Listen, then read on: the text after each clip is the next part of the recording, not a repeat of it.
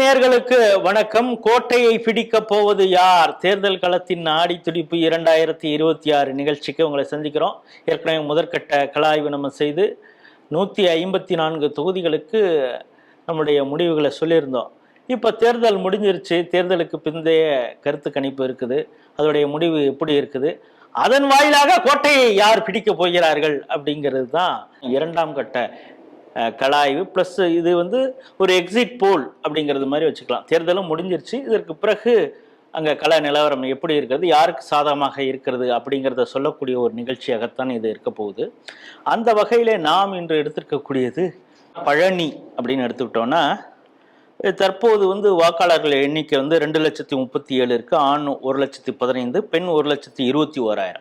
ஏன் இப்போ மீண்டும் இதை சொல்ல வேண்டி இருக்கு அப்படிங்கிறப்ப இந்த நிகழ்ச்சியை நீங்கள் பார்க்கும் பொழுது தெரியும்.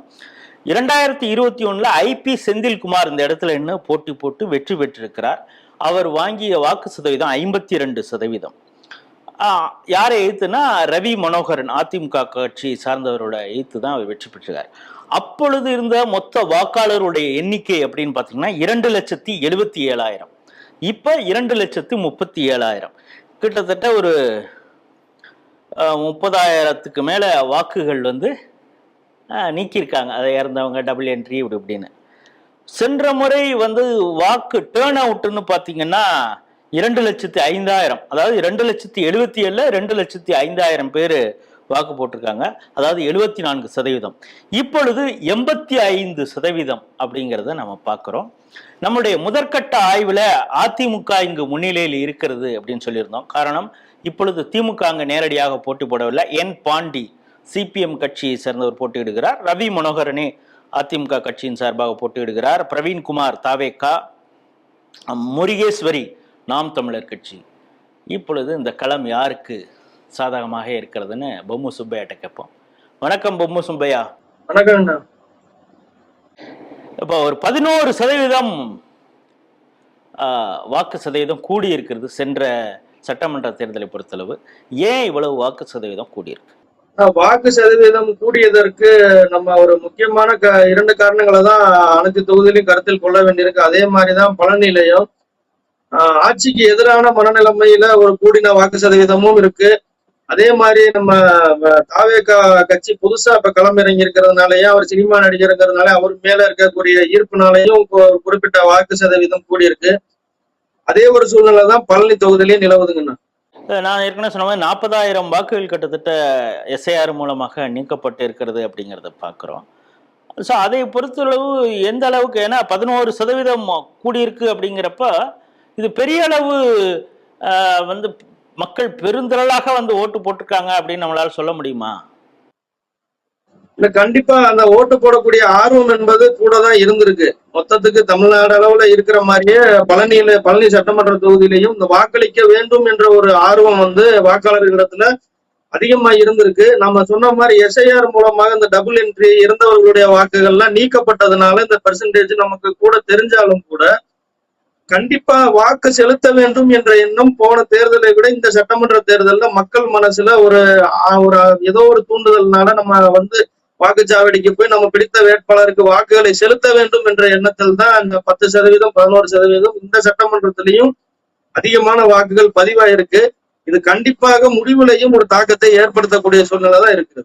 இப்ப தேர்தலின் போது அங்க இளைஞர்களுடைய உற்சாகம் எந்த அளவுக்கு இருந்தது, அவங்க வாக்கு போடக்கூடிய அந்த தன்மை, வரிசையில தொடர்ந்து நிற்கிறது, அப்புறம் குறிப்பாக நீங்க சொல்ற அந்த தாவேகாவின் தாக்கம் இருக்குன்னா அந்த கேண்டிடேட்ஸுக்காக எந்த அளவுக்கு இளைஞரோட இன்வால்மெண்ட் இருந்தது?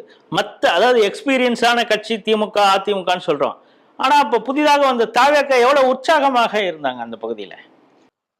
இல்ல, அப்படி சொல்லிட முடியாது. வெறும் தாவேகாக்காகவே இளைஞர்கள் மட்டுமே வெளியே வந்துட்டாங்கன்னு நம்ம அப்படி இந்த தொகுதியை பொறுத்த அளவுக்கு முடிவு பண்ணிட முடியாது.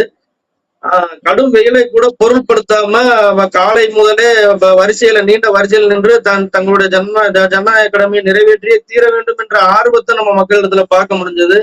நீங்க சொல்ற மாதிரி முதல் தலைமுறை வாக்காளர்களும் அந்த இளைஞர்கள் மட்டும்தான் இந்த வாக்கு சதவீதத்தை கூட்டிட்டாங்க அப்படிங்கிற எண்ணத்துக்கு நம்ம போக முடியாது. அனைத்து வயதினரும் வாக்குகள் செலுத்தாம இதுவரைக்கும் இருந்தவங்களும் நாம் வாக்குகளை இந்த முறை பதிவு செய்ய வேண்டும் என்று அவரவர் மனதில் என்ன நினைத்தார்கள் என்று நான் ஏற்கனவே சொன்னது போல 2 காரணங்கள் இருக்கலாம். பாரம்பரியமா இந்த 2 கட்சிகளுக்கும் போடுறவங்க அல்லாது அவங்க வாக்குகளை செலுத்த வேண்டும் என்ற ஆர்வம் அவங்க வந்ததுக்கு காரணம் ஒன்று, ஆட்சி மாற வேண்டும் என்ற மனநிலையாக கண்டிப்பாக இருக்க வாய்ப்பு இருக்கிறது.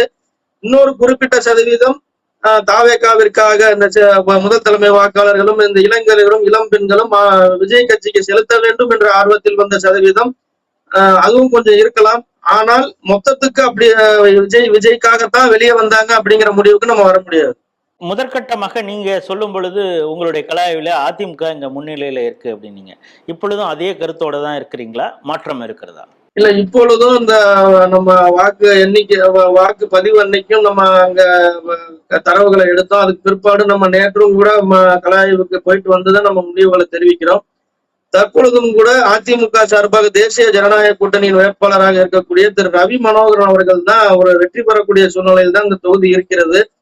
நான் ஏற்கனவே அந்த முதல் கட்ட கலை ஆய்வுல நாம இந்த பழனி தொகுதியை பத்தி பதிவு செஞ்சது போல தாவேகாவுல இருக்கக்கூடியவரு டைரக்டா செங்கோட்டையனுடைய ஆதரவாளர் என்ற ஒரே காரணத்துக்காக களமிறக்கப்பட்ட வேட்பாளராகத்தான் நம்ம அப்போது பார்த்தோம்.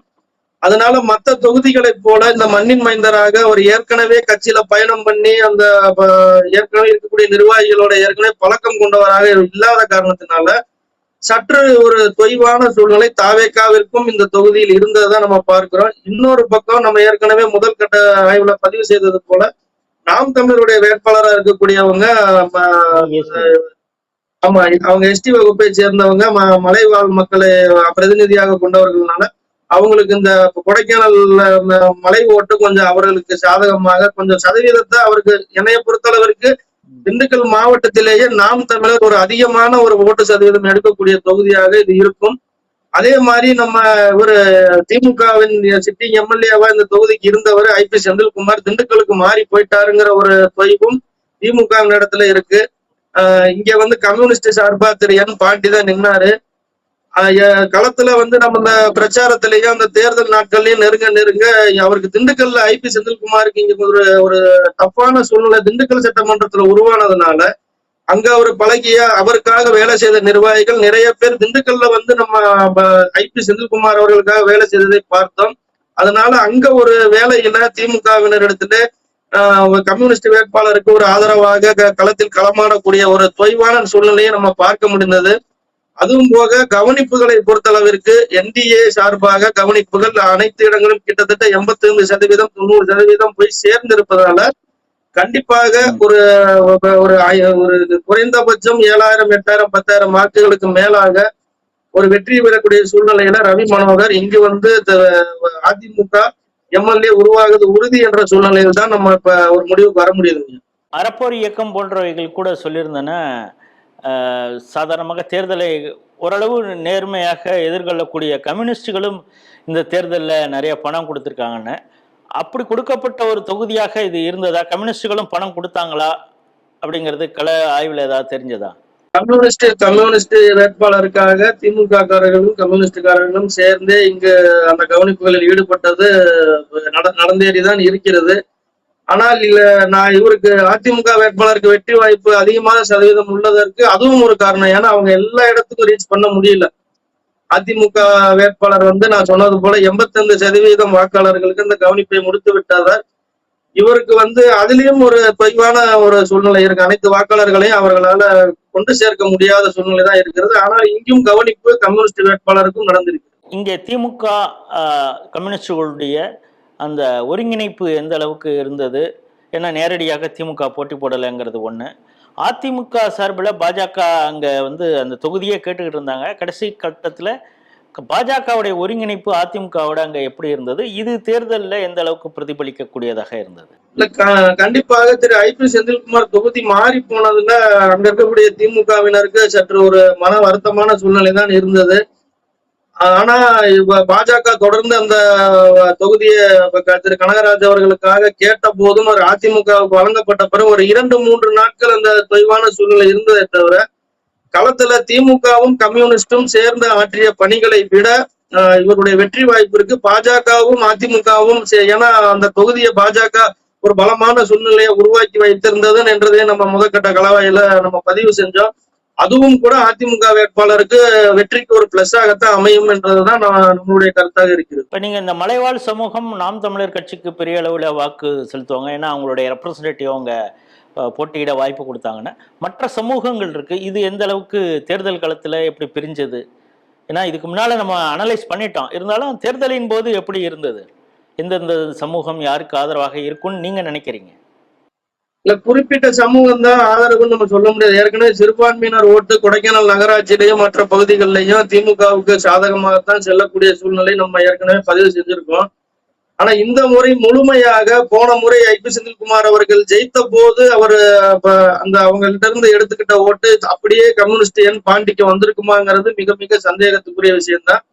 அதுல தாவேக்காவும் பிரிக்கக்கூடிய ஒரு இடத்துல இருக்கிறதுனால தாவேக்கா பிரிக்கக்கூடிய அந்த வாக்குகள் நிச்சயமாக அஇஅதிமுக வேட்பாளருக்கு தான் சாதகமாக போகக்கூடிய சூழ்நிலை இருக்கிறது. மற்ற சமுதாயங்களை பொறுத்தளவுக்கு அவங்க பாரம்பரியமா ஓட்டளிக்கக்கூடிய ஒரு அவங்கவுங்க மனசுப்படிதான் வாக்கு செலுத்திருக்காங்க. சமுதாய ரீதியா இவ்வளவு அவருக்கு சப்போர்ட் அவருக்கு சப்போர்ட்டுங்கிற சூழ்நிலை இங்க இருக்காது.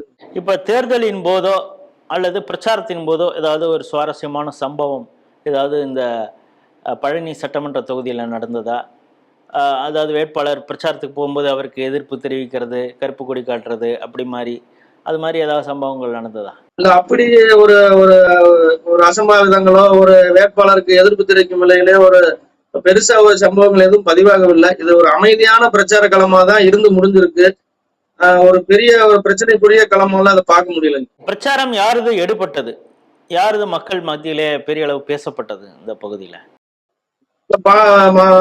தேசிய ஜனநாயக கூட்டணியுடைய பிரச்சாரம் தான் பெரிதா எடுபட்டதுன்னு தான் சொல்லணும். ஏன்னா இந்த ஆட்சிக்கு எதிராக அவங்களுக்கு பேசுறதுக்கு நிறைய சம்பவங்களுக்கும் அவர்களுக்கு வாய்ப்பு இருந்ததுன்னு தான் சொல்லணும். இன்னொன்னு நான் ஏற்கனவே சொன்னது போல பாஜக இங்க கொஞ்சம் பலமான இடத்துல இருக்கிறதுனால அவர்களுமே நிறைய இடங்கள்ல தன்னார்வமா டோர் டு டோர் கேன்வாஸா இருக்கட்டும், அந்த மைக்கு பிரச்சாரமா இருக்கட்டும், அனைத்து பகுதிகளிலேயும் அவங்களுடைய ஒரு பங்களிப்பும் அதிகமா தான் இருந்ததுன்னு சொல்லணும். இந்த பழனி சட்டமன்ற தொகுதியை பொறுத்தளவு வெற்றி சதவீதம் அப்படிங்கிறது எந்த அளவுக்கு இருக்கும்? ரவி மனோகரனுக்கு வாய்ப்பு இருக்கு அப்படிங்கிறீங்க, எவ்வளவு ஓட்டு வித்தியாசத்துல வெற்றி பெறுவதற்கான வாய்ப்பு இருக்கு? குறைஞ்சபட்சம் 5ல இருந்து அதிகபட்சம் ஒரு 10,000 ஓட்டுக்கு மேல கூட அவர் அந்த வெற்றி வித்தியாசம் போறதுக்கு வாய்ப்பு இருக்கு. ஏற்கனவே நாம் கலாய்வு செய்ததுல இது அதிமுகவுக்கு சாதகமான இருக்கு இந்த சட்டமன்ற தொகுதி அப்படின்னு சொல்லியிருந்தீங்க. இப்ப தேர்தல் முடிஞ்சிருச்சு, இந்த எக்ஸிட் போல் நிலவரத்திலையும் அதே கருத்தோடு தான் இருக்கிறீங்களா? அதிமுக தான் வெற்றி வாய்ப்பை பெறுமா? கண்டிப்பாக அதிமுக இந்த தொகுதியில் வெற்றி வாய்ப்பை பெறக்கூடிய சூழ்நிலையை தான் இப்பொழுதும் பார்க்க முடிகிறது. கண்டிப்பாக வெற்றி பெறும். நன்றி. வேறொரு சட்டமன்ற தொகுதியில் சந்திப்போம்.